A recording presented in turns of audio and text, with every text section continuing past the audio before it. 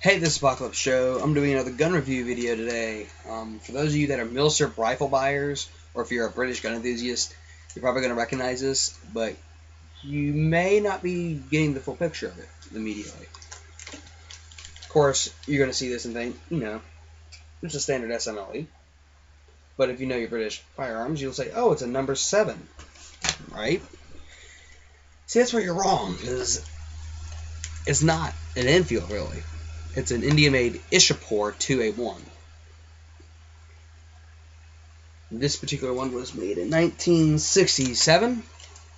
Yeah, 67. Had to check, make sure it wasn't a 5. One of the main differences between this and the British Enfield is instead of being chambered in 303 Brit, it's chambered in 7.62 51 NATO, which is the same round that the M14 uses. Yeah, it's a good round. Some cool things about this rifle, but almost all of them the same features on the Enfield. It's the same build, just a different caliber. A lot of people say the steel's a little better, because then again, it was also made in the 60s compared to the 40s, so the steel was just better made in the 60s, even if it was made in India compared to Britain. But some features. I'm going to start from the loading to everything else, okay?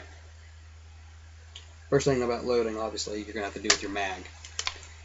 Detachable box mag, just like Enfields. However, just like Enfields, they weren't meant to be thrown out and you put a new mag in, like any other gun. No, you only had the one mag. They were only detachable so you could clean them better. Instead of having to go through the bolt and everything and clean them, or open the bottom out and you have to clean it that way, like a Mosin. They just took it out and you could do whatever. In fact, this one has one of the 2 rings, which is right here on the mag well. I'll put my finger behind it so you can see it better. There'd be one there on the old number 1 in Mark III Enfields. There's a ring here on the back of the mag. There'd be a chain, so solder accidentally drops the mag out, or the mag gets out of his hand, it just hangs there, so he wouldn't lose his mag.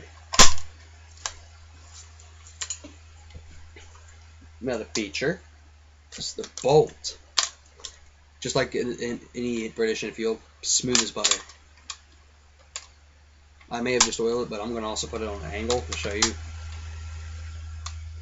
I'm not even moving my hand. I'm just moving it like that much. So it's right in, no matter what angle I do.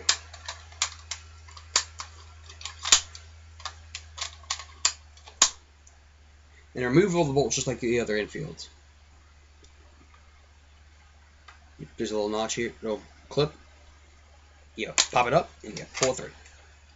And naturally the firing pin's in here too. There's the firing pin, right there. Of course, this houses it. If you're wondering why I'm spinning this thing, it just makes it go on quicker. And to put it back on, you put it up there, push it up, swivel it, you wait till you click, you push it up here. There's 2 ways to avoid dry fire at this point. One, you pull the trigger now, push it forward, and release the trigger.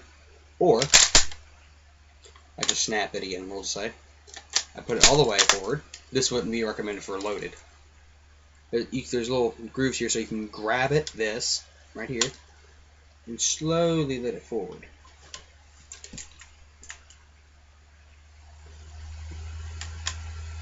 Now, because it's not a detachable box mag, I mean, it is a detachable box mag, but it wasn't meant to just be thrown away. You wouldn't have multiple loaded, so you had to load it every time from the top.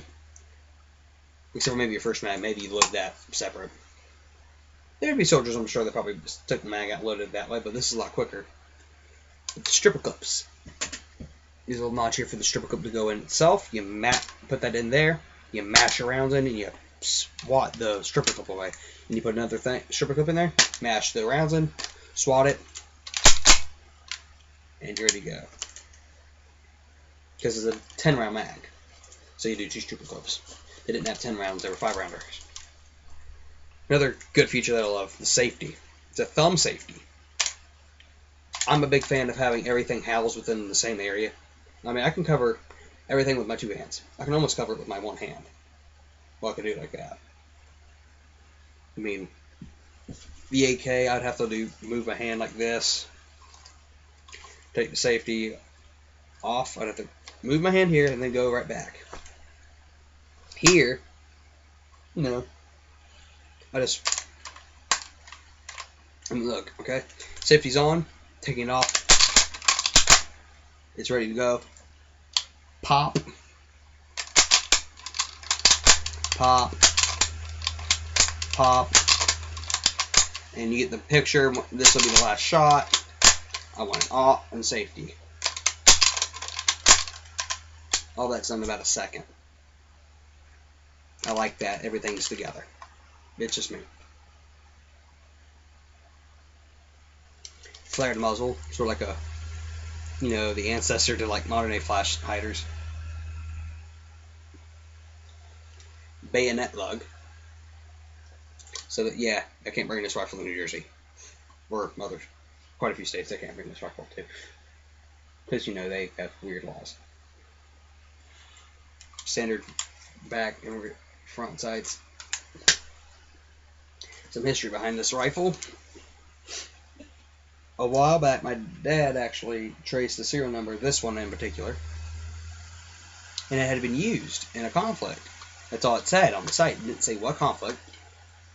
Now, of course, being made in '67, I'm thinking, oh, it was used in Vietnam. Like, and yeah, these weren't just used probably by the Indians. I mean, and I don't mean Indian like the Indians here that have, you know, the casinos. I mean the Indians like in India, the actual Indians.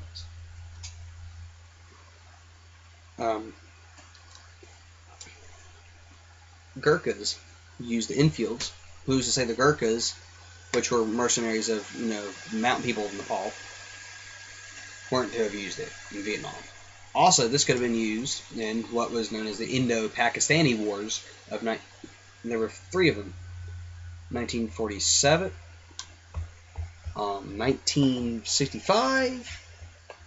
Oh, there was 4 of them. Sorry, 1971 and 1999. This one probably would have been used in neither. This one would have been used in '71 if they were using any of them. So yeah, this rifle is still used to this day by Mumbai police and other police forces around India. So the fact that this bolt action is still in use today shows that it's a robust rifle.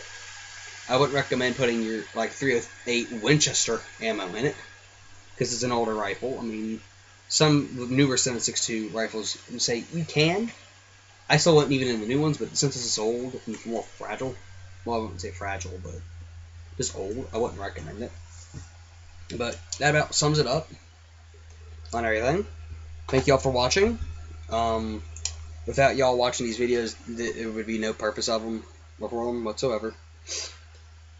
If I can, my whole goal is to help out preppers with their prepping. If I can help at least just one prepper with their preps, I've been a success. So, yeah. Have a nice day and happy prepping.